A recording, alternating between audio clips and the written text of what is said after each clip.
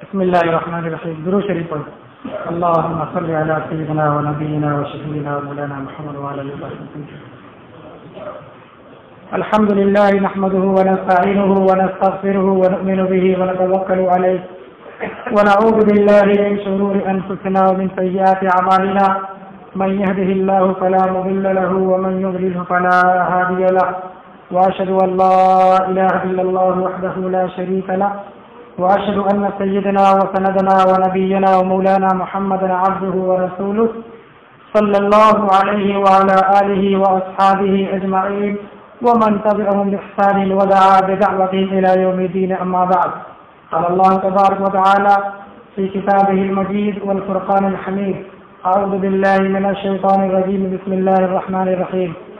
يا ايها الذين امنوا اتقوا الله وكونوا مع الصادقين. وقال الله عز وجل: ألا إن أولياء الله لا خوف عليهم ولا هم يحزنون الذين آمنوا وكانوا يتقون. صدق الله العلي العظيم. درود شریف پڑھ لیں.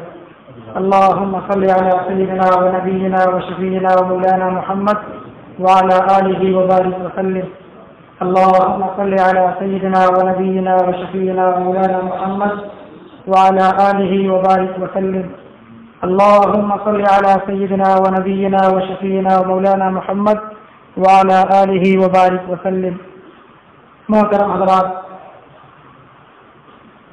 اس مسجد کی کمیٹی کے احباب اور اس مسجد کے پیش امام صاحب اور علماء کرام اور محلے کے ذمہ داران حضرات اور گھروں میں پردہ نشین خواتین، آج آپ کے اس محلے کی مسجد صوفی شہید سرینیا کے اندر تنظیم دعوت الحق بنارس کے زیر اہتمام جلسہ عظمت اولیاء کا انعقاد ہوا ہے.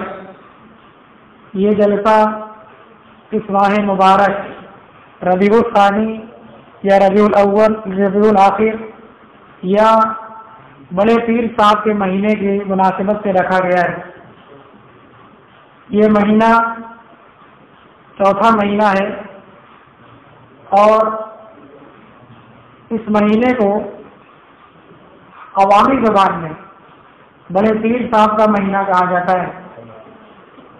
عربی مہینے کے اعتبار سے اس کا نام ربیع الثانی ہے، ربیع الاخر بھی اس کو کہتے ہیں. اس مہینے کے شروع ہوتے ہی سب سے پہلے جو چھوٹے بڑے اور معاشرے میں جو چیز کا چرچا ہوتا ہے وہ ہے 11ویں شریف. ہم لوگ بچپن سے 11ویں کا فاتحہ اور 11ویں کی جلیبی اور 11ویں کا نام سنتے چلے آ رہے ہیں.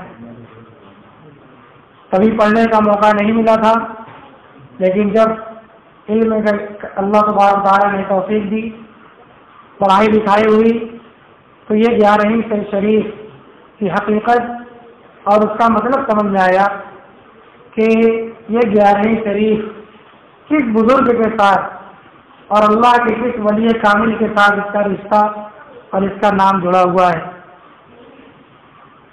یہ نام شیخ عبد القادر جیلانی رحمۃ اللہ علیہ کے نام سے جڑا ہوا ہے کہ اس مہینے کے اندر مسلمانوں کا ایک بہت بڑا طبقہ اہل سنت والجماعت میں جس کو شمار کیا جاتا ہے، وہ اس مہینے کے شروع ہوتے ہی 11ویں شریف کے نام سے نظر و نیاز، فاتحہ، ایصال و ثواب یہ سلسلہ شروع ہو جاتا ہے.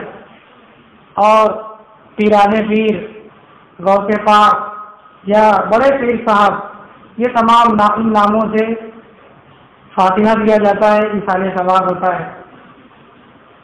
حضرت علامہ شیخ عبد القادر جیلانی رحمۃ اللہ علیہ یہ کہاں پیدا ہوئے، کہاں پلے بڑھے اور ان کی زندگی کیسے گزری اور انہوں نے امت کو کیا دیا، کیا وہ ہمارے ملک ہندوستان میں کبھی تشریف لائے، یہ وہ سوالات ہیں جو ہر ایک کے من میں ہیں اور ہر آدمی کو یہ جاننا چاہیے. اپنے بزرگوں کے بارے میں جاننا اور اپنے اکابرین کے معرفت اور ان کی جان پہچان رکھنا، یہ ہم مسلمانوں کی ضرورت ہے اور ہمارے ایمان کے لیے بہت ضروری ہے۔ موجودہ دور میں طرح طرح سے اسلام پر، مسلمانوں پر اور ہمارے دین پر بہت طریقے سے حملہ ہو رہا ہے، اور سرکاری طور پر اور کمیٹی اور تنظیم کے طور پر مسلمانوں کو ان کے بزرگوں سے کاٹ کر خراب کرنے کی کوشش کی جا رہی ہے، ان کے بزرگوں کے نام کو بگاڑنے کی کوشش کی جا رہی ہے، اور ان سے ایک ایک چیز کو چھیننے کی پلاننگ چل رہی ہے۔ مسجد چھینی گئی، بہت سے بزرگوں کی قبریں مٹا دی گئی، بہت سے مقبرے ڈھا دیے گئے، اور بہت سے بزرگوں کا کتاب میں سے کھرچ کر کے نام ہٹا دیا گیا۔ ہمارے والدین اور ہمارے چچا دادا بچپن میں انہوں نے جس کتاب کو پڑھا تھا اس میں بہت سے بزرگوں کا نام تھا۔ آج ہمارے بچے اور ہمارے دور کی جو جنریشن ہے ان کتابوں میں وہ نام کو ڈھونڈ کر بھی نہیں لا سکتے۔ اخلاقی کہانیاں ہم لوگوں نے اپنے بچپن میں پڑھی تھی، آج بھی جن مدارس کے اندر تھوڑی بہت احساس اور دین کا شعور باقی ہے انہوں نے اپنی چیزوں کو باقی رکھا ہے، ورنہ لوگ اتنے ڈرے ہوئے ہیں کہ اپنے پیسوں سے بنائے ہوئے مدرسے، اپنے عوام کے چندے سے چلنے والے مدرسے اور اپنے بزرگوں کی دی ہوئی زمین کے مدرسے، اس میں سرکاری سلیبس اور کفر اور شرک کی چیزیں پڑھا رہے ہیں، اور اپنا قرآن اور اپنی حدیث پڑھاتے ہوئے ان کو ڈر لگ رہا ہے۔ یہ صورت حال مسلمانوں کی ہو چکی ہے۔ آج کی کتابوں میں وہ نصاب اور وہ بزرگوں کا نام ڈھونڈنے سے بھی نہیں ملتا ہے۔ ہمارے جو آس پاس مدرسے ہیں، ہمارے علاقے کا بہت مشہور مدرسہ ہے مدرسہ نظر العلوم، اس کی شاخ یہاں پر ہے، کنیا میں ہے، اسی مدرسے میں ہم لوگ پڑھے ہوئے ہیں۔ اس میں اخلاقی کہانیاں ایک کتاب پڑھائی جاتی تھی جس میں نبوت کے دور سے لے کر کے آج ہندوستان کے دور تک کے بہت سے بزرگوں کا نام تھا۔ اسی میں ہم لوگ پہلی مرتبہ پڑھا تھا شیخ عبد القادر جیلانی رحمۃ اللہ علیہ۔ اس میں ان کا ایک بہت مشہور واقعہ سچائی کا واقعہ، میں نے جو آیت پڑھی ہے اس میں بھی سچائی کی باتیں کہی گئی ہیں۔ حضرت شیخ عبد القادر جیلانی رحمۃ اللہ علیہ کا ایک واقعہ اس میں لکھا ہوا تھا، بہت سے لوگوں کو یاد ہوگا کہ شیخ عبد القادر جیلانی رحمۃ اللہ علیہ بچپن میں یا 18 سال کی عمر میں جب وہ اپنے وطن کو چھوڑ کر بغداد جا رہے تھے، بغداد یہ عراق میں، اور شیخ عبد القادر جیلانی رحمۃ اللہ علیہ کا جو وطن تھا وہ قبرستان، وہ دور دراز گاؤں تھا جہاں سے بغداد بہت دور تھا، اور یہ بغداد اس وقت کا ہیڈ کوارٹر تھا، ایجوکیشن ہب تھا، تعلیم و تعلم اور علم و فن کا مرکز تھا۔ دنیا کی بڑی سے بڑی کتاب اگر کہیں ہو تو وہ بغداد تھا، دنیا کے بڑے سے بڑے کہیں عالم ہو تو شہر بغداد تھا، دنیا کے بڑے بڑے مدرسے اور بڑے بڑے اللہ والے کہیں ہوں تو وہ شہر بغداد تھا۔ وہ ایسی جگہ اس زمانے میں تھی، اتنی اس کو شہرت تھی، اور اس کی ایک بہت لمبی تاریخ ہے۔ ہسٹری پڑھنے والے اور اسلامی نالج رکھنے والے لوگ جانتے ہیں کہ ایک زمانے میں شہر بغداد کا بڑا نام تھا اور اس کا ڈنکا بجتا تھا پورے عالم میں۔ کہاں کے عالم ہے؟ بغداد کے، مطلب کہ بہت بڑے عالم ہیں۔ جیسے موجودہ دور میں مکہ مدینہ اور وہاں کے عالم کی کتنی شان ہے، ملک شام کی اور ہمارے ملک ہندوستان کے دیوبند سہارنپور کے مدرسوں کی کتنی شان ہے۔ کہاں سے پڑھ کے آئے ہیں؟ دیوبند سے، سہارنپور سے، تو آدمی عزت دیتا ہے۔ تو اس زمانے میں شہر بغداد کو یہی حیثیت حاصل تھی کہ کہاں کے بزرگ ہیں؟ بغداد کے، ہاں معتبر ہیں۔ یہ کتاب کہاں سے چھپی ہوئی ہے؟ شہر بغداد کی، تو وہ معتبر سمجھی جاتی تھی۔ تو ہر آدمی بڑا ہو کر یہ تمنا رکھتا تھا کہ ہم بغداد جا کر کے پڑھیں گے۔ تو حضرت جیلانی رحمۃ اللہ علیہ بھی 18 سال کی عمر میں وہ جب اپنے وطن کو چھوڑ کر کے جانے لگے تو ان کی والدہ مایوس ہو گئے اور ان کی والدہ نے کہا کہ اب لگتا ہے کہ ہمارا اور تمہارا پھر کبھی ملنا نہیں ہوگا. اور ہوا بھی ایسے ہی. حضرت جیلانی رحمۃ اللہ علیہ جب بغداد گئے تو وہیں ہو کر کے رہ گئے. اللہ تبارک و تعالیٰ نے ان کو اسی لیے پیدا ہی کیا تھا کہ یہ شہر بغداد کی اصلاح کریں، وہاں کے مسلمانوں کے ایمان کی اور ان کے دین کی حفاظت کریں، اس کو جلا بخشیں. اور چلتے چلتے ان کی ماں نے 40 درہم جو اس وقت کی رقم تھی، اس وقت کا روپیہ پیسہ تھا، 80 درہم ان کے والد نے چھوڑا تھا. 2 بھائی تھے اس وقت اور 40 درہم ایک کے حصے میں آیا تھا. تو ان کے ایک بھائی نے اپنا حصہ لے لیا تھا، ان کا باقی تھا. ان کی ماں نے ان کے کرتے کے دائیں یا بائیں جانب کو کپڑے ہی میں وہ اشرفی یا درہم کو سل دیا. وہ زمانہ تھا کہ پیکٹ یا جھولا اس کا زمانہ نہیں تھا. کیسے کیسے وہ اپنے رقم کی حفاظت کرتے تھے، کیونکہ اس زمانے میں رہزن اور ڈاکو ان سب کا بڑا چلن تھا. کب کون لوٹ جائے اور اس کا قافلہ برباد ہو جائے بڑا خطرہ رہتا تھا، اس لیے لوگ بڑی حفاظت کرتے تھے. تو ان کے کرتے میں وہ 40 اشرفی سل کر کے کہا کہ بیٹا کہیں بھی رہنا سچ بولنا، جھوٹ مت بولنا. تو ان کی ماں کی تعلیم تھی.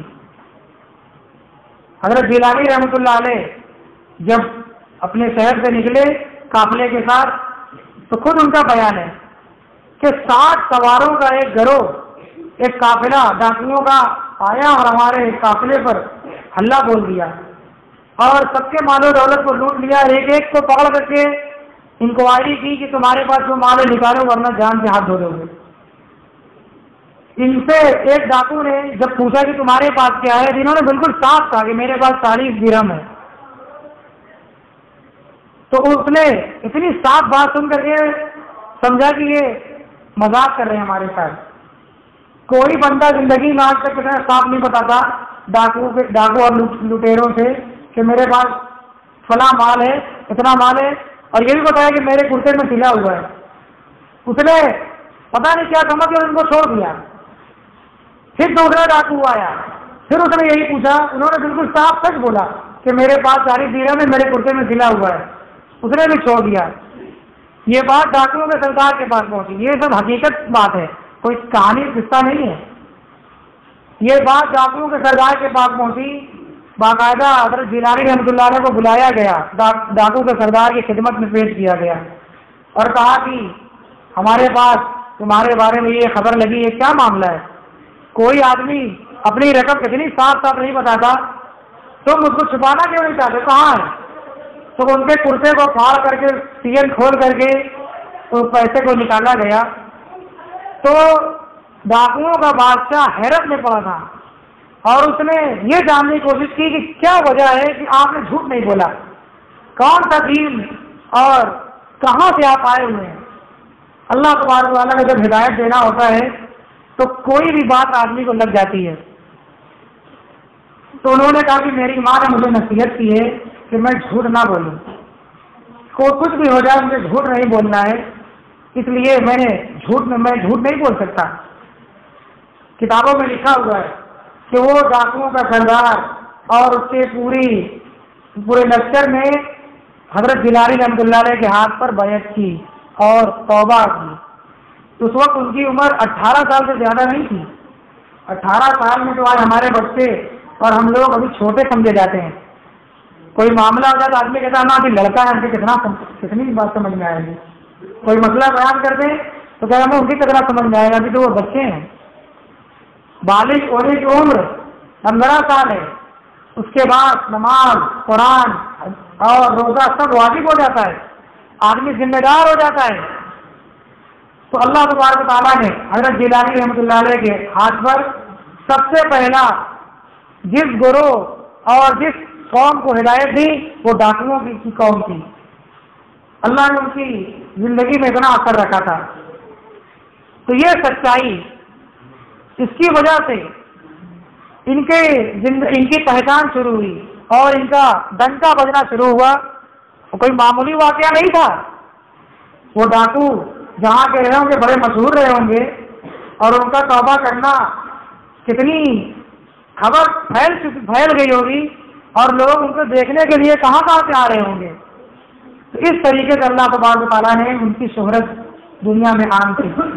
یہ حضرت جیلانی رحمۃ اللہ علیہ سچے تھے اور سچوں کی جماعت میں تھے. میں نے جو آیت تلاوت کی اللہ تبارک و تعالیٰ نے سورہ توبہ میں آیت نمبر 119 میں ارشاد فرمایا یا ایھا الذین آمنوا اتقوا اللہ وکونوا مع الصادقین.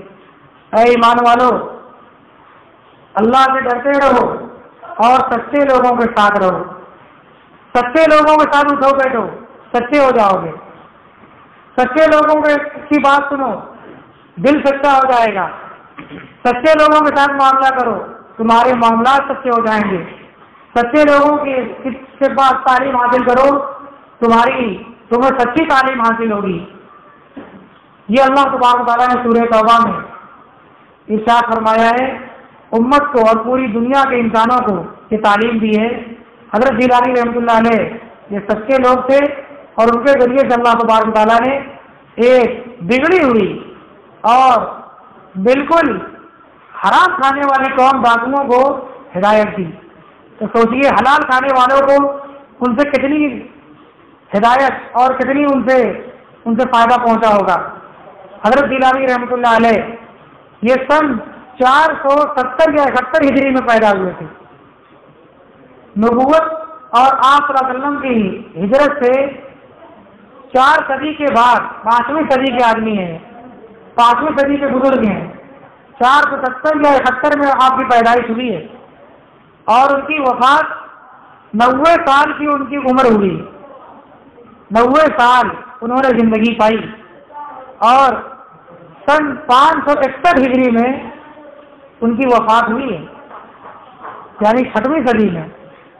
حضرت خواجہ معین الدین چشتی رحمۃ اللہ علیہ خواجہ اجمیری رحمۃ اللہ علیہ جن کو کہا جاتا ہے ان سے بہت پہلے کے ہیں. خواجہ اجمیری رحمۃ اللہ علیہ سن 627 ہجری میں پیدا ہوئے ہیں رجب کے مہینہ میں. وہ 7ویں صدی کے ہیں. اور حضرت جیلانی رحمۃ اللہ علیہ بغداد اور گاؤں جیلان گاؤں تھا وہاں پیدا ہوئے تھے سن 470 ہجری میں 71 یا 70 میں اور وفات ہوئی ہے 561 ہجری میں. 90 سال کی عمر انہوں نے پائی تھی. اور ان کے بچپن میں کہا جاتا ہے کہ روزے کی حالت میں رمضان کے مہینے میں اپنی والدہ کا دودھ نہیں پیتے تھے. اللہ تبارک و تعالیٰ نے بڑوں کا بچپن بڑا شاندار بنایا ہے. علماء نے بڑوں کے بچپن کے نام سے کتاب بھی لکھی ہوئی ہے کہ بڑوں کا بچپن بڑا شاندار گزرا ہے. اگر کسی کو اپنے بچوں کا بچپن سنوارنا ہو اپنے بچوں کے بچپن کو بزرگوں جیسا بنانا ہو اس کتاب کو پڑھنا چاہیے. بزرگوں کے بچپن کے حالات معلوم کرنے چاہیے. ویسی پرورش ہونی چاہیے. حضرت جیلانی رحمۃ اللہ علیہ رمضان کے مہینے میں اپنی ماں کا دودھ نہیں پیتے تھے. اور بہت عجیب و غریب بات ایک لکھی ہوئی ہے سیر اعلام النبلاء بہت بڑے امام کی یہ کتاب ہے. حدیث میں جو سند ہوتی ہے اور سند میں جتنے بزرگ آتے ہیں کہ ہم سے فلاں نے ہم سے فلاں نے ہم سے فلاں نے اور ہم سے فلاں صحابی نے اور پھر اللہ کے رسول نے حدیث بیان کی اس کو حدیث کا سلسلہ کہا جاتا ہے. اس کے وہ امام ذہبی رحمۃ اللہ علیہ ان کی بہت بڑی کتاب ہے سیر اعلام النبلاء. اتنی کتاب ہے 300 جلد میں. اس میں لکھا ہوا ہے کہ حضرت جیلانی رحمۃ اللہ علیہ کے اوپر کبھی مکھی نہیں بیٹھتی تھی. اب کوئی آدمی اس کو جھوٹ بھی سمجھ سکتا ہے اور اس کو حقیقت سمجھنا کوئی محال بات نہیں ہے. اللہ تبارک و تعالیٰ نے اپنے بہت سے بندوں کو بہت عجیب عجیب خصوصیات دی ہیں. جیسے انبیاء کے بارے میں بہت صاف بات ہے کہ اللہ کے انبیاء اور رسولوں کو جمائی نہیں آتی تھی.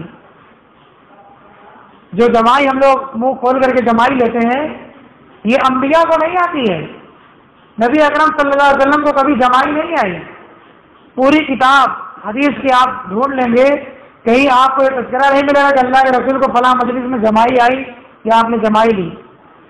یہ جمائی اس کے بارے میں لکھا ہوا کہ شیطان کے اثر سے ہوتی ہے غفلت کا نتیجہ ہے. جس کو جمائی ہے یعنی کہ وہ آدمی غفلت میں پڑ رہا ہے، تو نیند آ رہی ہے، یا آدمی مخاطب کی اور بات کرنے والے پر دھیان نہیں دے رہا ہے، غفلت کہیں اور ہے، ہلکے میں لے رہا ہے۔ تو انبیاء کو جمائی نہیں آتی تھی۔ اسی طریقے سے انبیاء جو وارثین ہیں ان کے ساتھ بہت سے عجیب عجیب واقعات ہوتے ہیں۔ تو حضرت جیلانی رحمۃ اللہ علیہ کے بارے میں ہے کہ ان پر مکھی نہیں بیٹھتی تھی۔ ان سے پوچھا گیا کہ آپ کی یہ خصوصیت ہے؟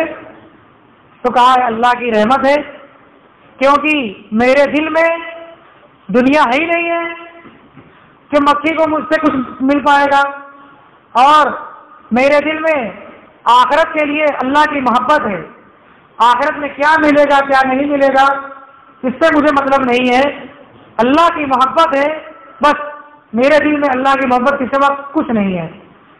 باقاعدہ انہوں نے خود اپنا بیان دیا کہ جب مجھے کوئی بچہ پیدا ہوتا تھا، جب میرے گھر میں کسی لڑکے کی پیدائش ہوتی تھی تو وہ بچہ میرے ہاتھ میں لا کر رکھا جاتا تھا، تو اگر وہ زندہ ہو یا مردہ ہو مجھے اس سے کوئی فرق نہیں پڑتا تھا، میں اس بچے کی زندگی اور موت سے میرے اوپر کوئی اثر نہیں پڑتا تھا، کیونکہ میرے دل میں کسی کی محبت ہی نہیں تھی، نہ اولاد کی، نہ دنیا کی، نہ کسی چیز کی۔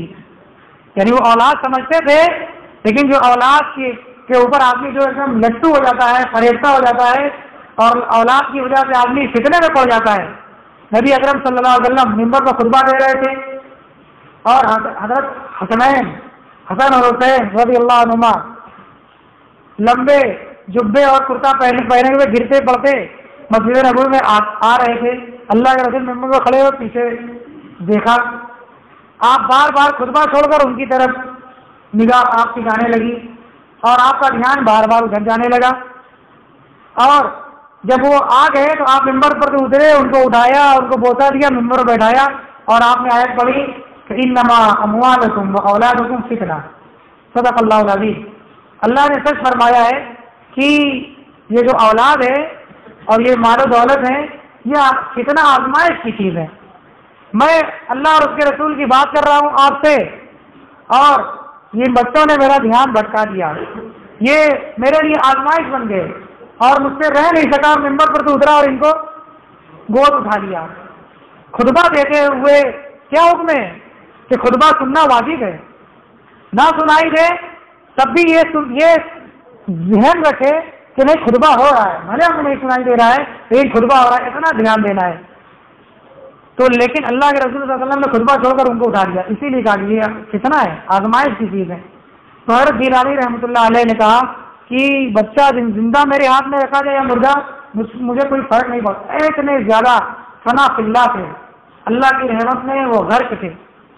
ابتدائی تعلیم انہوں نے اپنے علاقے میں حاصل کی تھی، اور پھر 18 سال کی عمر میں جب گھر سے جانے لگے بغداد علم حاصل کرنے کے لیے، تو بغداد کے بڑے بڑے علماء سے علم حاصل کیا۔ یہ حضرت جیلانی رحمۃ اللہ علیہ ایسے بزرگ ہیں جو پڑھے لکھے بزرگ تھے، وہ ان پڑھ نہیں تھے، وہ ان کا علم ہے وہ پڑھنے لکھنے سے تھا، اور جو خدا نے اپنی طرف سے دیا تھا، جو خدائی کہا جاتا وہ الگ تھا، نور علی نور تھا۔ نبی اکرم صلی اللہ علیہ وسلم کے بارے میں کہ آپ امی تھے، آپ پڑھے ہوئے نہیں تھے۔ امی کا مطلب ہوتا ہے جو لکھ نہ سکے اور لکھا ہوا پڑھ نہ سکے، اس کو کہتے ہیں امی۔ تو آپ علیہ الصلوۃ والسلام کی شان ہے امی ہونا، آپ آخری نبی ہیں، آپ نے نہ پڑھتے ہوئے اتنا پڑھایا کہ بڑے پڑھے لکھے لوگوں نے انگلی نیچے اپنی دانتوں کے نیچے اپنی انگلی دبا دی کہ یہ کیسی کتاب یہ لے آئے۔ امی ہے لیکن علم کا دریا بہاتے ہیں، شاعر کہتا ہے۔ تو آپ علیہ الصلوۃ والسلام کی شان وہ الگ ہے، آپ کے جانشینوں میں آپ کا علم منتقل ہوا ہے۔ تو حضرت جیلانی رحمۃ اللہ علیہ یہ پڑھے لکھے بزرگ تھے، باقاعدہ بہت بڑے محدث تھے، حدیث بیان کرتے تھے، مفسر تھے، قرآن کی تفسیر کے امام تھے، بہت بڑے فقیہ تھے۔ چاروں ائمہ، امام اعظم ابو حنیفہ رحمۃ اللہ علیہ، امام مالک رحمۃ اللہ علیہ، امام شافعی اور امام احمد ابن حنبل رحمۃ اللہ علیہ، ان چاروں کی فقہ کے ماہر تھے، اور چاروں امام میں حضرت امام احمد ابن حنبل رحمۃ اللہ علیہ کے ماننے والے تھے، حنبلی تھے، اسی لیے کہا گیا شیخ عبد القادر جیلانی حنبلی، یہ حنبلی امام تھے۔ ان کے بارے میں کہا جاتا ہے کہ کانا امام الحنابلہ و شیخوں فی عصرہ، اپنے زمانے کے حنبلی لوگوں کے امام تھے، ان کے شیخ تھے، بڑے بڑے لوگ ان کے پاس آ کر کے علم حاصل کرتے تھے اور فتویٰ پوچھتے تھے، مسئلہ پوچھتے تھے، اور بہت بڑے مفتی بھی تھے۔ جب تمام جگہ سے مسئلہ پھنس جاتا تھا، کہیں جواب نہیں بن پاتا تھا، تو حضرت جیلانی رحمۃ اللہ علیہ کے ہاں اس کا حل ملتا تھا۔ ایک بہت اہم قصہ، ان کے زمانے میں ایک شخص نے یہ قسم کھا لی کہ میں ایسی عبادت کروں گا کہ وہ عبادت اس وقت کوئی نہ کر رہا ہو، اگر میری یہ قسم پوری نہیں ہوئی تو میری بیوی کو طلاق، اور اس نے 3 طلاق کہہ دیا تھا۔ یہ قسم اگر پوری نہ ہو تو میری بیوی کو 3 طلاق۔ یہ طلاق کا بڑا لوگوں نے کھلواڑ بنایا ہے، اور ایک زمانے سے لوگ اپنی بیویوں کو ایسے ہی طلاق کہہ کر کے ہمارے ملک کے اندر اس قانون بنانے پر لوگوں کو مجبور کر دیا۔ امت میں بڑی غفلت ہے نکاح اور طلاق کو لے کر کے، اور جہالت کا اتنا مظاہرہ ہے کہ کچھ جانے یا نہ جانے لیکن طلاق ضرور جائیں گے۔ ہر دور کے علماء کو آزمائش میں لوگوں نے ڈالا ہے، ان بن کہہ کے آئیں گے اور کہیں گے کہ ایسے ایسے ہو کے ہوگا کیا۔ اس سے پہلے نہیں پوچھنے آ رہے تھے ہمارا دماغ خراب ہے اور ذہن نہیں لگ رہا ہے، ان بن چل رہی ہے، اب کرنا کیا چاہیے، مشورہ کرنے نہیں آتے، بگاڑ کر جاتے ہیں بنانے کے لیے۔ یہ اس امت کا بہت بڑا جرم ہے، بہت بڑی جہالت ہے۔ قرآن کی یہ امت ہے، حدیث کی امت ہے، علم کی امت ہے، لیکن جہالت کی انتہا دوسری قوموں سے کچھ کم نہیں ہے۔ تو اس زمانے میں ایک آدمی نے بھی وہ سرفیرا ایک قسم کھا لیا کہ میں ایسی عبادت کروں اس وقت کوئی نہ کر رہا ہو، اور اگر میری یہ قسم پوری نہ ہو تو میری بیوی کو طلاق۔ علماء حیرت میں پڑ گئے کہ اس کا جواب کیا ہوگا۔ حضرت جیلانی رحمۃ اللہ علیہ کے پاس جب یہ اس قصہ آیا سوال، انہوں نے بے تکلف کہا کہ مکہ میں مطاف کو خالی کرایا جائے، ایک بندہ بھی اس وقت خانہ کعبہ میں نہ ہو، اور اس بندے کو اکیلا طواف اس کو کرایا جائے، یہ 7 چکر لگا کر کے طواف پورا کرے اور یہ اپنی قسم پوری کرے۔ اس طریقے سے اس کی یہ قسم پوری ہوگی، اس کی بیوی پر طلاق نہیں ہوگی، بچ جائے گی۔ علماء نے سنا تو لوگ خوش ہو گئے، لوگوں نے بڑی دعائیں دی، اور لوگوں نے نعرہ بلند کیا کہ عبد القادر جیلانی ہی رحمۃ اللہ علیہ اس کا جواب دے سکتے تھے، کیونکہ مطاف، خانہ کعبہ اور طواف یہ دنیا کی واحد عبادت ہے جو پوری دنیا میں صرف ایک جگہ ہوتی ہے، پوری دنیا میں کہیں بھی طواف نہیں ہوتا ہے۔ اسی لیے حاجی اور عمرہ کرنے والوں کے لیے یہ تاکید کی جاتی ہے، بار بار ان کو وصیت کی جاتی ہے کہ زیادہ سے زیادہ طواف کیجیے گا۔ قرآن آپ اپنے گھر میں 24 گھنٹہ پڑھ سکتے ہیں، نماز اپنی مسجد میں پوری زندگی کا احتکاب کر کے پڑھ سکتے ہیں، اور روزہ اپنے گھر پر رہ سکتے ہیں، زکوٰۃ خیرات کر سکتے ہیں، بیوی بچوں کے ساتھ زندگی بھر گزار سکتے ہیں نیکی کے ساتھ، لیکن کسی بھی شہر، کسی بھی ملک، کسی بھی جگہ طواف کی عبادت آپ کو نہیں مل پائے گی۔ یہ واحد عبادت مکہ کی اور خانہ کعبہ کی ہے، تو اس طریقے سے اس کی یہ عبادت پوری ہوئی۔ موجودہ دور میں ایران میں یا کسی اور ملک میں خانہ کعبہ کی نقل کی گئی ہے، اور شیعہ حضرات نے خانہ کعبہ کا نقل اپنے یہاں بنایا ہے، اور باقاعدہ اس کا طواف کیا جاتا ہے اور نقلی حج کیا جاتا ہے۔ تو وہ ان کے عقیدے کے مطابق ہے، کوئی بھی مسلمان یہ عقیدہ نہیں رکھ سکتا، اور کوئی بھی اگر ایسا سوچے، اس میں شک شبہ کرے تو اس کا ایمان مکمل نہیں ہو سکتا ہے، کیونکہ وہ واحد خانہ کعبہ ایک ہے۔ ان اول بیت وضع للناس للذی ببکۃ مبارکا وہدی للعالمین، اللہ کا سب سے پہلا گھر وہ خانہ کعبہ ہے، حج اسی کا ہوگا، طواف اسی کا ہوگا۔ اس کے علاوہ کسی بھی گھر کا، کسی بھی مسجد کا، کسی بھی بزرگ کے مزار کا، ان کے آستانے کا، ان کے مقبرے کا اگر کوئی طواف کر رہا ہے، یہ سب سے بڑی دنیا کی جہالت ہے۔ جو مسلمان کر رہا ہے وہ دنیا کا سب سے بڑا جاہل آدمی ہے، جس نے یہ فتویٰ دیا ہے دنیا کا سب سے غلط فتویٰ ہے اور سب سے بڑی گمراہی ہے.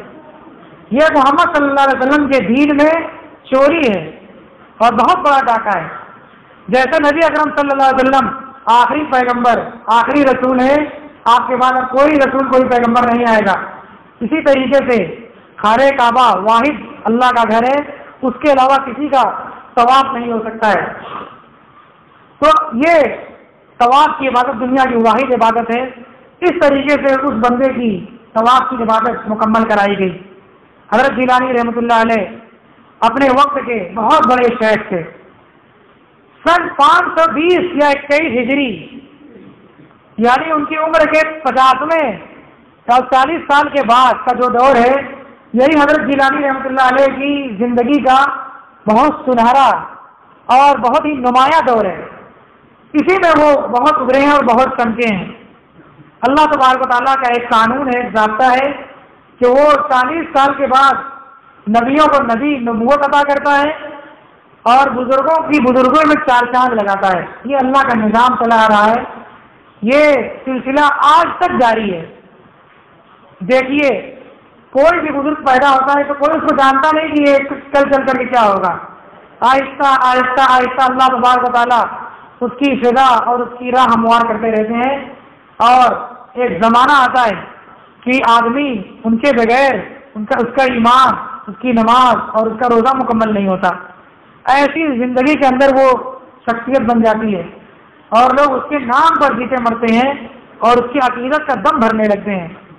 اس امت کے دل میں انبیاء سے لے کر کے صحابہ تک، صحابہ سے لے کر تابعین تک، تابعین سے تبع تابعین تک اور تبع تابعین سے لے کر کے آج تک کے بزرگان دین کی عظمت اور ان کی عقیدت، ان کی محبت بھری پڑی ہے. اور مسلمان انہی کے نام سے اپنے ایمان کو تازہ رکھتے ہیں اور انہی کی عبادات، ان کی زندگی کے حالات، ان کے بچپن، ان کی جوانی، ان کی نماز، ان کا روزہ، ان کی عبادات، ان کے معاملات کو دیکھ کر اپنی زندگی کے اندر انقلاب لاتے ہیں اور اپنی نماز روزے کے اندر روشنی اور پھونک مارتے ہیں اور اپنی زندگی سنوارتے ہیں. یہ سلسلہ امت میں ہمیشہ رہے گا اور کب تک رہے گا؟ قیامت تک جاری رہے گا. اللہ تبارک و تعالیٰ نے اس امت کی نیا پار لگانے کے لیے یہ سلسلہ جاری کیا ہے. نبوت اللہ کے رسول پر ختم ہو گئی، لیکن نبوت کے اثرات اور نبوت کی ہدایات اور نبوت کے جو ثمرات تھے وہ قیامت تک جاری رہیں گے، کبھی ختم نہیں ہوں گے. ہر وقت امت میں ایک ایسا بندہ اور ایک ایسا اللہ کا ولی باقی رہے گا جس سے لوگ اپنے ایمان کو تازہ رکھیں گے، مٹتے ہوئے ایمان کو بچا لیں گے، ختم ہوتے ہوئے دین کو پھر سے بڑھا لیں گے. ہر وقت ایسا بندہ اللہ تبارک تعالیٰ کھڑا کریں گے. ہر دور میں اللہ نے یہ کام کیا ہے. باقاعدہ اللہ کے رسول کی پیشن گوئی ہے، بھوشیہ وانی ہے، اللہ کے رسول کی پریڈکشن ہے. ابو داؤد شریف حدیث کی بہت اہم کتاب ہے، تمام دنیا کے مدارس میں پڑھائی جاتی ہے. کوئی عالم اس سے پڑھے بغیر عالم نہیں ہو سکتا ہے. صرف اسی کتاب میں یہ حدیث آئی ہوئی ہے. حضرت ابو ہریرہ رضی اللہ تعالیٰ نے ارشاد فرمایا کہ ان اللہ یبعث لهذه الامه على راس كل 100 سنه من يجدد لها دينها او كما قال علیہ الصلوۃ والسلام کہ ہر 100 سال کے سرے پر، ہر 100 سال کے شروع میں یا ختم ہوتے ہوتے اللہ تبارک و تعالیٰ اپنے ایک بندے کو پیدا کرتے ہیں، اپنے ایک بندے کو کھڑا کرتے ہیں جو پھر سے اللہ کے دین کو نیا کر دیتا ہے. پھر سے اللہ کے دین کے اوپر جو گرد و غبار، جو جہالت کا کی گرد و غبار بیٹھ گیا ہے، جو سنت ختم ہو گئی ہے، جو حکم مٹ گیا ہے اور ایمان کی انگیٹھی بہت سر سے پڑ گئی ہے، پھر سے اس میں پھونک مار دیتے ہیں اور پھر سے آگ جلنے لگتی ہے ایمان کی اور پھر سے لوگ اس ایمان کی حرارت محسوس کرنے لگتے ہیں. پھر سے لوگ مسلمان اپنے آپ کو دین پر باقی رکھ لیتے ہیں، مسجدیں آباد ہو جاتی ہیں، لوگوں کے سروں پر ٹوپیاں سجنے لگتی ہیں، لوگ اپنے مسلمان ہونے پر فخر کرنے لگتے ہیں، اپنی نسلوں کو ایمان پڑھانے لگتے ہیں اور اپنے ایمان کو بچانے کی، اسی پر مر مٹنے کی قسمیں کھانے لگتے ہیں. یہ سلسلہ قیامت تک جاری رہے گا. کہاں میں جاری ہوا ہے؟ آدم علیہ السلام سے لے کر کہاں ختم ہوگا؟ اللہ کے نبی صلی اللہ علیہ وسلم کے اوپر نبوت ختم ہوئی اور پھر قیامت تک کے آخری مسلمان پر یہ سلسلہ ختم ہوگا۔ ہم لوگوں کا عقیدہ ہے کہ اللہ کے نبی صلی اللہ علیہ وسلم کے بعد کوئی نبی نہیں آئے گا، لیکن عیسیٰ علیہ السلام قیامت کے آنے سے پہلے اور آخری زمانے میں دنیا کے اندر نازل ہوں گے، جن کو اللہ نے زندہ آسمان پر اٹھا لیا ہے۔ اور اس سے پہلے ایک مجدد اور ایک بہت بڑے بزرگ حضرت مہدی علیہ السلام کو دنیا میں بھیجیں گے۔ یہ سب کون لوگ ہیں؟ ولی اللہ ہیں، اللہ کے یہی بزرگ ہیں جن کے ذریعے سے کوئی بزنس نہیں پڑے گا، مسلمانوں کے مکانات نہیں بنیں گے، مدرسے اور مسجدیں نہیں بڑھ جائیں گی، اور مسلمانوں کی آبادی نہیں بڑھ جائے گی، بلکہ اسلام نیا ہو جائے گا، اسلام کا غلبہ ہو جائے گا، تمام کی تمام مخلوق اسلام کو ماننے پر مجبور ہو جائے گی، اسلامی قانون نافذ ہوگا، اسلام میں لوگ راحت محسوس کریں گے، اسلام ہی کو لوگ دھرم جانیں گے اور کسی دھرم کو دھرم نہیں جانیں گے۔ یہ سب چیزیں ہوں گی۔ تو حضرت مہدی علیہ السلام آئیں گے اسی امت کی نیا کو پان لگانے کے لیے اور مسلمانوں کے دین ایمان کو بچانے کے لیے، اور پھر ان کی مدد کرنے کے لیے اللہ تبارک و تعالیٰ عیسیٰ علیہ السلام کو بھیجیں گے، کیونکہ اس وقت سب سے بڑا فتنہ دجال کا فتنہ ہوگا، اور اس وقت ظاہری ایمان کو چھوڑو، دل میں ایمان ہوگا کہ نہیں ہوگا کچھ خبر نہیں ہو سکتی ہے۔ کوئی یہ نہیں کہہ سکتا کہ ہمارے دل میں ایمان ہے۔ مسجد میں اور گھر میں اور آدمی کے جسم پر ایمان ہوگا کہ نہیں ہوگا یہ تو ایک دم مٹ جائے گا۔ دل میں ایمان ہے کہ نہیں اس کی خیر منانی پڑے گی، اس کو بچانے کے لیے اللہ تبارک و تعالیٰ سیدنا عیسیٰ علیہ السلام اور حضرت مہدی علیہ السلام کو بھیجیں گے۔ تو یہ ہے اولیاء اکرام کا سلسلہ جو اللہ تبارک و تعالیٰ نے جاری کیا ہے، اس میں ہم کو رہنا ہے اور اولیاء اکرام کی زندگی کے حالات کو جاننا ہے۔ حضرت جیلانی رحمۃ اللہ علیہ وہ بغداد میں پلے، بغداد میں بڑھے اور بغداد ہی میں ان کا انتقال ہو گیا، ہندوستان نہیں آئے، لیکن ہندوستان میں ان کا نام اور ان کی عقیدت کیوں اتنی زیادہ ہے؟ ان کے خلیفہ اور ان کے خلفاء کے ذریعے سے، ان کے فیض یافتہ بزرگ تھے۔ یہ سب چیزیں یاد رکھیے، جنرل نالج۔ ان کے ایک فیض یافتہ بزرگ، ان کے شاگرد حضرت ابو النجیب سہروردی رحمۃ اللہ علیہ، اور ان کے خلیفہ حضرت شہاب الدین سہروردی، جن سے یہ سہروردی سلسلہ چلا ہوا ہے۔ اولیاء کرام کے سلسلے دنیا میں 4 مشہور ہیں۔ قادری یہ حضرت جیلانی رحمۃ اللہ علیہ سے سلسلہ چلا ہے، سہروردی یہ حضرت شہاب الدین سہروردی رحمۃ اللہ علیہ سے چلا ہے، چشتی یہ خواجہ معین الدین اجمیری رحمۃ اللہ علیہ سے چلا ہے، اور نقشبندی حضرت بہاؤالدین نقشبندی رحمۃ اللہ علیہ کا سلسلہ چلا ہوا ہے۔ تو حضرت جیلانی کے واسطے سے جو سلسلہ چلا ہے ہندوستان میں، انہی سلسلے سے لوگوں کے نزدیک اتنے مشہور و معروف ہوئے ہیں۔ تو ان کے فیض یافتہ جو شاگرد تھے ابو النجیب، اور پھر ان کے جو خلیفہ تھے شہاب الدین، اور ان کے جو خلیفہ تھے بہاؤالدین ملتانی جو پاکستان میں ملتان ہے، ان کے واسطے سے ہندوستان میں ان کی شہرت اور ان کی تعلیم اور ان کی بزرگی یہاں پر ان کا اثر آیا ہوا ہے، کیونکہ اس وقت ہندوستان یہ تقسیم نہیں ہوا تھا، ہندوستان پاکستان پورا ایک وطن تھا، اور پورے ملک میں بزرگان دین کا چرچا تھا۔ ہمارے ملک ہندوستان کو اللہ تبارک و تعالیٰ نے ایک بہت بڑی چیز عنایت فرمائی ہے کہ یہاں کے چپے چپے پر بزرگان دین پیوند خاص بنے ہوئے ہیں، آرام فرما رہے ہیں، اور ہم ہندوستانیوں کے مسلمان ہونے میں بہت بڑا حصہ اور بہت بڑا رول ہمارے بزرگان دین کا ہے، خواجہ معین الدین اجمیری رحمۃ اللہ علیہ کا ہے، اور حضرت نظام الدین اولیاء رحمۃ اللہ علیہ کا ہے۔ اسی طریقے سے ہم اپنے آس پاس اتنے بزرگوں کو دیکھ رہے ہیں، جیسے مخدوم شاہ بابا جو ہمارے ملک میں اولیاء کرام کو بابا کہا جاتا ہے، وہ سب اللہ والے ہیں۔ ہر محلے میں تقریباً ہمارے بنارس میں کم و بیش ہر محلے میں کسی نہ کسی بزرگ کی مزار ہے، کوئی نہ کوئی بزرگ آرام فرما رہے ہیں. فردو شہید جس کو کہتے ہیں وہ بابا فردوسی رحمۃ اللہ علیہ ہیں.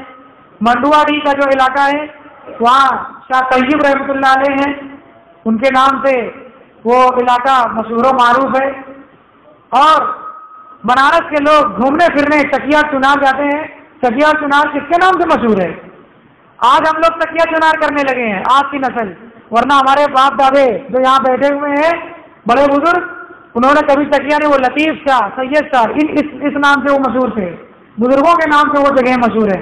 چنار آج چنار ہو گیا ہے، وہ بزرگوں کے نام سے مشہور تھا. قاسم شاہ اور قاسم بابا کے نام سے وہ مشہور ہے. یہ سب جگہیں بزرگوں کے نام سے مشہور ہیں، اور ان سب جگہ ہمارے بڑے بڑے بزرگان دین ہیں. اللہ تبارک و تعالیٰ نے ہمارے دلوں میں جو بزرگان دین کی محبت رکھی ہے، اس کی وجہ یہی ہے کہ ہمارے نسل اور باپ دادوں سے یہ نام ہمارے تک پہنچا ہے، اور ہماری پیدائش میں، ہماری فطرت میں یہ نام ہر جگہ ہوتے ہوتے ہم تک پہنچا ہے. اس لیے ہم بنارسیوں کے اندر اور ہندوستان کے اکثر مسلمانوں کے دلوں میں، بلکہ غیر مسلموں کے دلوں میں بھی ان اولیاء کرام اور بزرگان دین کی عظمت، بڑی عقیدت اور بڑی محبت بیٹھی ہوئی ہے. مسلمان تو ان کے نام پر مرتے ہیں، یہ غیر مسلمین ان کے نام پر نظر و نیاز کی بھرمار کر دیتے ہیں. اگر ان کو نہ روکا جائے، پابندی نہ ہو ہمارے اور اسلام میں، تو وہ تو اپنا پورا مندر بنا ڈالیں. وہاں اتنی زیادہ عقیدت میں پڑے ہوئے ہیں. ہم لوگ شہر حیدرآباد میں پڑے ہوئے ہیں، وہاں پر بھی وہ بھی بزرگوں کا شہر ہے. بڑے بڑے بزرگ وہاں آرام فرما رہے ہیں. وہاں شمشاباد علاقہ ہے، پہاڑی شریف، اونچی پہاڑی پر ایک بزرگ جن کے پہاڑی شریف کے نام سے مشہور ہے. ہم لوگ باقاعدہ وہاں گئے ہیں زیارت کرنے کے لیے، اور جہاں بھی جاتے ہیں، چاہے تکیہ ہو، چنار ہو، وہاں بزرگان دین کے آستانے پر صلاۃ و سلام اور دعا پڑھ کر کے داخل ہونا اور فاتحہ پڑھنا، ایصال ثواب کرنا، یہ ہمارے بزرگوں کا طریقہ ہے. یہ ہمیں سکھایا پڑھایا گیا ہے. نبی اکرم صلی اللہ علیہ وسلم نے باقاعدہ قبروں کی زیارت کا حکم دیا ہے، اور اولیاء اللہ ان کی قبروں پر، ان کے مزارات پر انوار و برکات اور رحمتیں نازل ہوتی ہیں. وہاں دعائیں قبول ہوتی ہیں. ان کے وسیلے سے اور ان کے لیے دعا کی جائے تو اللہ تبارک و تعالیٰ دعا کرنے والے کی پریشانی کو دور کرتے ہیں. لیکن افسوس ہے کہ ہمارے معاشرے میں بزرگان دین کو مشکل کھوٹا اور حاجت روا اتنا زیادہ سمجھ لیا گیا کہ اللہ اور اس کے رسول اتنے پیچھے ہو گئے کہ پہلے اللہ اور اس کے رسول کا ذہن دل میں آنا چاہیے تھا، وہ نہ آ کر کے صرف بابا ہی بابا اور اولیاء اللہ ہی کا دھیان اور انہیں سے مانگنا ہوتا ہے. یہ جہالت ہے. یہ نہ پڑھنے کی وجہ سے، تعلیم حاصل نہ کرنے کی وجہ سے، اور بزرگوں کے بارے میں صحیح معلومات نہ حاصل کرنے کی وجہ سے جاہلوں کی، ان پڑھوں کی اور دنیا داروں کی دیکھا دیکھی لوگ اس غلط اور جہالت غلطی میں مبتلا ہو گئے ہیں. کہیں کتابوں میں نہیں لکھا ہوا ہے کہ بزرگوں کی مزارات پر جا کر کے سجدہ کرو، لیکن دیکھیے کوئی بزرگ کی مزار ایسی نہیں ہوگی آج دنیا میں، بلکہ اپنے ہندوستان تک لیجیے، کیونکہ یہاں زیادہ یہ سب چیزیں ہیں کہ وہاں پر سجدہ نہ کیا جاتا ہو. مکہ مسجد حیدرآباد بہت بڑی مسجد ہے، اس میں ایک کنارے پوری شاہی جو خاندان تھے ان کے مزارات ہیں، اور اس میں اس دور کے جو شاہی بزرگ ہوتے تھے ان کی مزارات ہیں. ہم لوگوں اپنی آنکھوں دیکھی بتا رہا ہوں، کوئی سنی سنی بات نہیں کر رہا. جمعہ والے دن باقاعدہ 4-5 جگہ وہ سجادہ نشین کے نام سے آدمی بیٹھتا ہے کرسی پر، اور کسی کی داڑھی نہیں ہوتی، بالکل کلین سیف. حرام داڑھی منڈانا، داڑھی چھلوانا حرام ہے. وہ سجادہ نشین بابا کا مجاور کے نام سے وہ بیٹھتا ہے، اور جمعہ پڑھنے کے بعد سارے لوگ جا کر کے اس کے آگے ایسے ہی سجدہ کرتے ہیں. اپنی آنکھوں سے ہم دیکھ کر جائیں، اور اس کا ہاتھ پر بوجھا دیتے ہیں وہ الگ. اور ایک جگہ ایک آدمی ہے وہ سب کو اپنے گلے سینے پہ لگاتا ہے اور گیس کی بات بتاتا ہے. کوئی پریشانی ہو وہ کیسے حل ہوگی، اللہ تعالیٰ یہ کہہ رہے ہیں، پتہ نہیں وہ کیا کیا کہتا ہے، لوگوں نے کہا کہ بتائیے یہ آدمی جو ہے لوگوں کو بتاتا ہے کہ ایسا ایسا ہوگا، ایسا ایسا تمہارے ساتھ ہوگا، مزید سواری کرتا ہے. اور جب باہر نکلتے ہیں وہ لائن سے جو سرکاری مزارات ہیں، مقبرے ہیں، اس میں باقاعدہ عورتوں کو اور غیر مسلم ہو یا مسلمان ہو مجاور باقاعدہ گردن پکڑ کر کے سجدہ زبردستی کرواتا ہے. اپنی آنکھوں سے ہم دیکھ کر بتا رہے ہیں. جو چاہے جا کر کے سفر کرے، دیکھ لے، ہماری بات جھوٹی ہو تو آ کر کے ہم سے استفسار کرے. یہ صورتحال جاہلوں نے اور ان پڑھوں نے اور دنیا داروں نے بنا رکھی ہے. خواجہ معین الدین اجمیری رحمۃ اللہ علیہ کتنے لاکھوں لاکھ ہر سال ہر مہینہ ان کی زیارت کرنے کے لیے کیا مسلمان کیا غیر مسلم سب جاتے ہیں. پوری دنیا سے وہاں تاتا لگا ہوتا ہے، وہاں بھی لوگ بتاتے ہیں وہی صورتحال. نبی اکرم صلی اللہ علیہ وسلم نے اپنی وفات سے پہلے بہت تاکید سے وصیت کی ہے کہ دیکھو میرے مرنے کے بعد تم لوگ میری قبر کو یہود و نصارہ کی طرح سجدہ گاہ نہ بنا لینا. یہودیوں نے اور نصرانیوں نے اپنے بزرگوں کی، اپنے انبیاء کی قبروں کو سجدہ کی جگہ بنا لیا. ان کے مرنے کے بعد انہی کی قبروں کو سجدہ کرنے لگے جن کی وجہ سے اللہ کا عذاب نازل ہوا، اور ان سب کو یا تو بندر بنا دیا گیا یا تو ان سب کے کو ہمیشہ ہمیش کی ضلالت ان کے دل میں لکھ دی گئی، اور ہمیشہ ہمیش کے ان پر لعنت اور اللہ کی پھٹکار ہو گئی. تم لوگ میرے بعد میری قبر پر یہ کام مت کرنا. یہ اللہ کے رسول صلی اللہ علیہ وسلم نے منع کیا ہے.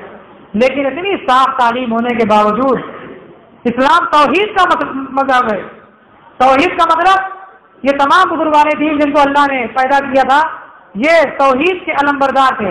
حضرت شیخ عبد القادر جیلانی رحمۃ اللہ علیہ کا بہت بڑا کارنامہ ہے. جس وقت وہ بزرگ تھے اپنی زندگی میں بغداد میں بہت برا حال تھا. دنیا لوگ جانتے تھے مسلم حکومت تھی، عباسی حکومت تھی. عباسی حکومت کا مطلب آپ علیہ السلام کے چچا حضرت عباس رضی اللہ تعالیٰ نے ان کی نسل کے لوگ حکومت کر رہے تھے. مسلم حکومت تھی لیکن اسلام کا کہیں بول بالا نہیں تھا. ہر جگہ وہی لوٹ گھسوٹ، چوری، رشوت، ناجائز زنا، شراب خوری، جس کے ذمے جو آیا لوٹ گھسوٹ کر لیا. بتائیے اسلامی حکومت میں یہ سب ہو رہا تھا. اور نماز کا کوئی اہتمام نہیں، حرام حلال کا کوئی اہتمام نہیں، علماء کی کوئی قدر نہیں. ایسے وقت میں اللہ تبارک تعالیٰ نے ان کو کھڑا کیا تھا.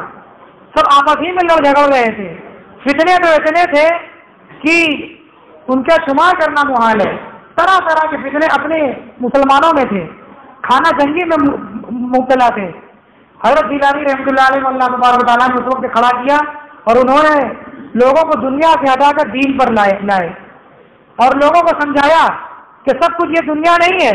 اس دنیا کے مرنے کے بعد جو زندگی آنے والی ہے، جو روح قیام آخرت میں جس پر حساب ہوگا، جس پر جزا اور سزا کا معاملہ ہوگا، اس کی فکر کرو. اور انہوں نے روح کو آواز دی اور لوگوں کی روح کو صاف کرنا شروع کیا اور لوگوں کو بات سمجھ. اللہ نے ان کی زبان میں اثر دیا تھا، ان کی تعلیمات میں بڑا زور دیا تھا. انہوں نے توحید کے اوپر سب سے پہلے کام کیا. توحید پر لوگوں کو سمجھایا کہ جس چیز سے بھی تم کو نفع نقصان کی امید ہے تو سمجھ جاؤ کہ وہ تمہارا خدا ہے. اگر جس کو اللہ پر اپنے نفع اور نقصان کی امید ہے تو وہ اللہ اس کا خدا ہے. اگر تمہارا نفع نقصان دنیا سے جڑا ہوا ہے تو سمجھ جاؤ کہ تم مومن نہیں ہو، تم توحید پر نہیں ہو. تمہارا خدا تمہاری مال و دولت، تمہاری دنیا ہے. جس چیز پر بھی تم نفع اور نقصان کو سمجھتے ہو وہ تمہارا خدا ہے. اور اسلام اس کی تعلیم نہیں دیتا. اسلام کہتا ہے کہ اللہ احد، اللہ الصمد، لم یلد ولم یولد ولم یکن لہ کفوا احد. تمام کی تمام ذات اور تمام کی تمام طاقت کا مالک اللہ تبارک و تعالیٰ ہے. وہی نفع اور نقصان کا مالک ہے. لا الہ الا اللہ. عبادت کا بھی وہی مالک ہے، کیونکہ عبادت کی مستحق سپر پاور طاقت ہوتی ہے اور وہ طاقت اللہ کی ذات ہے. سپر پاور کوئی نہیں اللہ کے علاوہ، اس لیے کوئی عبادت کے بھی لائق نہیں ہے. اللہ ہی موت دیتے ہیں، کوئی موت نہیں دیتا. اللہ ہی زندگی دیتے ہیں، کوئی زندگی نہیں دے سکتا. زندگی میں مصیبت اللہ ہی دیتے ہیں اور اس مصیبت کا چھٹکارا بھی اللہ ہی دیتے ہیں. غم اور خوشی بھی اللہ ہی دیتے ہیں اور کوئی نہیں دیتا. اس لیے ہر کام کے لیے اللہ سے جڑو.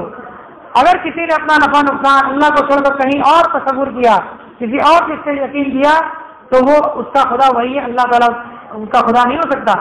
وہ توحید پر وہ اپنے آپ کو مسلمان نہ کہیں. یہ آپ نے کہا کہ دنیا کمانا حلال ہے, لیکن دنیا کو اپنے دنیا ہی میں رکھو, اپنے دل میں اس کی جگہ مت دو. دنیا کو اپنے دل کے دروازے تک رکھو, دل کے اندر داخل ہونے مت دو, کیونکہ یہ دنیا یہ دل کی چیز نہیں ہے. یہ ایک دن چھوڑ کے چلے جانے والی چیز ہے. یہ تمہارا قبر میں ساتھ نہیں دے گی, قبر میں تمہارا دل کی حالت ساتھ دے گی. اگر دل میں ایمان ہے, دل میں صحیح عقیدہ ہے, صحیح ایمان کا نور ہے, تب وہ تم کو قبر میں بچائے گا. انہوں نے لوگوں کو سمجھایا کہ اللہ سے سب کچھ ہوتا ہے, کسی سے مانگنے سے اور کسی کے کہنے سے نہیں ہوتا. دعائیں اللہ سے مانگو, سجدہ اللہ کے لیے کرو. ہم کو اللہ نے بزرگ بنایا ہے, ہمارے ہاتھوں پر کرامات ظاہر کی ہے. اس کا مطلب یہ نہیں کہ ہم خدا ہو گئے ہیں, بلکہ اللہ تبارک تعالیٰ نے ہمارے ذریعے سے ان کو ہدایت کا راستہ بنایا ہے. حضرت جیلانی رحمۃ اللہ علیہ نے توحید کا پرچم بلند کیا اور توحید کی دعوت دی اور لوگوں کو صحیح دین پر لائے. غلط تصوف اور بزرگوں کے بارے میں جو غلط نظریہ تھا کہ وہاں سب کچھ ہو سکتا ہے, یہ تصور مٹایا کہ یہ اولیاء کرام اللہ والے یہ اللہ کے حکم کے محتاج ہیں. ان کے یہاں جا کر ان کا وسیلہ دے کر اللہ سے مانگنا ہے, نہ کہ ڈائریکٹ ان سے مانگنا ہے. یہ بہت ہی غلط تعلیم ہے. اگر ان سے ہم ڈائریکٹ مانگیں گے یہ شرک ہو جائے گا اور یہ جہالت ہو جائے گی, توحید کے خلاف ہو جائے گا. اس لیے بزرگوں کی زندگی, ان کی تعلیمات یہ کبھی بھی گڑبڑ نہیں تھی. لوگوں نے اپنے اعمال سے اس کو خراب کیا ہے.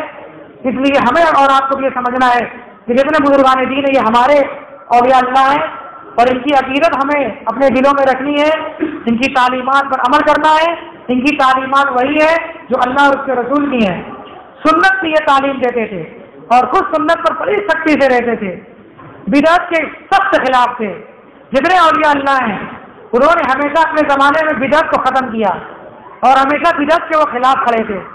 سنت کو جاری کیا. ان کے زمانے میں ان کے آنکھوں کے سامنے کبھی کوئی آدمی سنت کے خلاف نہیں کر سکتا تھا. بدعت کو کوئی کسی کی مجال نہیں تھی کہ وہ بدعت کو کر سکے. اس لیے ہمیں اور آپ کو بھی سمجھنا چاہیے کہ بزرگان دین کی مزارات پر جو خرافات ہو رہی ہیں وہ غلط ہیں. وہ بزرگ غلط نہیں ہے اور ان بزرگوں کے انوار و برکات غلط نہیں ہے.